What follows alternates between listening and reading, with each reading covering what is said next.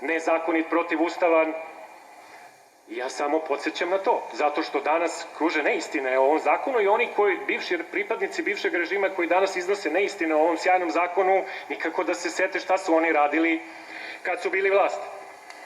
I podsjetit ću još na jednu činjenicu iz bivšeg režima, a to je da je isto iz tog doba, od 2004. do 2012.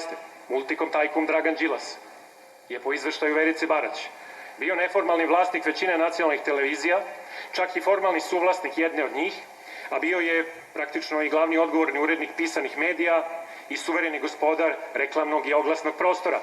A izveštaj Verice Barać kaže upravo Draganu Đilasu. Dragan Đilas preko svojih agencija kontroliše zakup najvećeg dela reklamnog prostora na nacionalnim i regionalnim televizijama u Srbiji. To vam, svima vama iz opozicija i njihovim medijima, kažem, nije smetalo, a danas vam smeta srpska kompanija Telekom.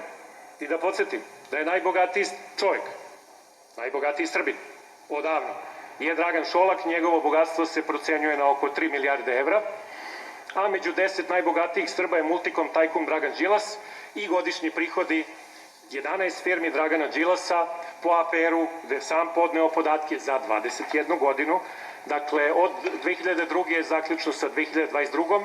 je bio, nećete verovati, poslovni prihod, 1,67 miliona evra. Pa sad znate kako. I podsjetit ću, i to je posljednje što ću reći.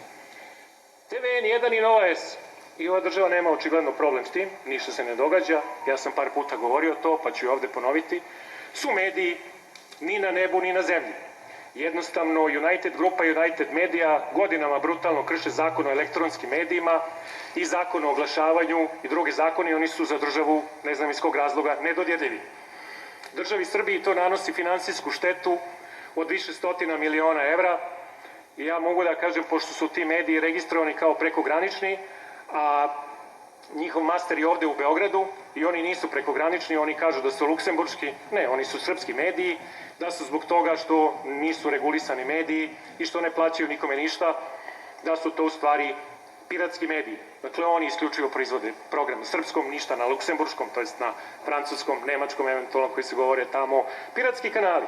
A državni budžet je uskraćen za sve ove godine za otprilike stotine miliona evra. Ja samo pozivam i predlažem, evo sad, Ministarstvo informisanja i telekomunikacija, REM-u i RATEL-u, da utvrde da li su TV i kablovski kanali United Grupe i United Medije registrovani u skladu sa zakonom, da li krše neke zakone i druge propise i da li stvarno emituju i reemituju svoje programe u kablovskim mrežama u Srbiji. Molim ove tri institucije da o ovome, možda sasvim sigurno u idućem sazivu, pošto imamo izbore 17. da obaveste Narodnu skupštinu.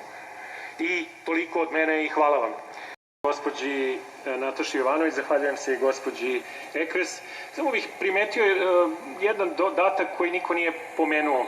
Znači, u vezi ova dva zakona, pre svega zakona o informisanju, šta je još, pa da kažem, revolucionarno novo? To je što je u zakon uključen Savet za štampu. Je li tako? I samo da vam kažem, Savet za štampu je medijsko telo koje je važno. On nije jedini. Postoji Savet za medije. Ja kažem da i Savet za medije treba da bude uključen. Ali, zamislite da je bivši režim hteo da uključi Savet za štampu, pa nikad se to ne bi desilo. I nije to ni uradio. Inače, Savet za štampu je, samo da vas podsjetim, praktično nevladina organizacija, telo, samoregulatorno, ali privatno, koje su osnovali NUNS, NDNV, ANEM i UNS. I još neka udruženja. Međutim, to je u svom radu, jer sam ja pratio njegov rad, obraćao sam mu se, dobijao sam neke pozitivne presude Saveta za žalbe, tog Saveta za štampu. Međutim, to je praktično opoziciono samoregulatorno telo, jer većinu u odlučivanju i upravi imaju NUNS, NDNV, ANEM i još neka opoziciona novinarska udruženja, a ne UNS. Samo da podsjetimo. I samo da još jedno, i to je posljednja stvar, to ljudi uglavnom ne znaju, a ja pošto sam se obraćao tom telu, onda znam.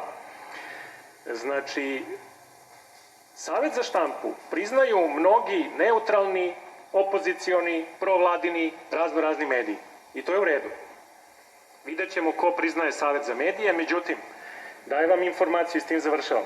Ko ne priznaje Savet za štampu, pazite, ko ne priznaje TV N1 i Nova S, odnosno njihovi sajtovi, pošto Savet za štampu nije nadležan za televizije, nego za magazine, novine i portale i regionalne medije, pre svega portale i tako dalje. Ali nije nadležan za ove televizije. Međutim, ova dva medija imaju portale koji ne priznaju, zamislite, Savet za štampu. Pa ih ja pitam, zašto ne priznaju Savet za štampu?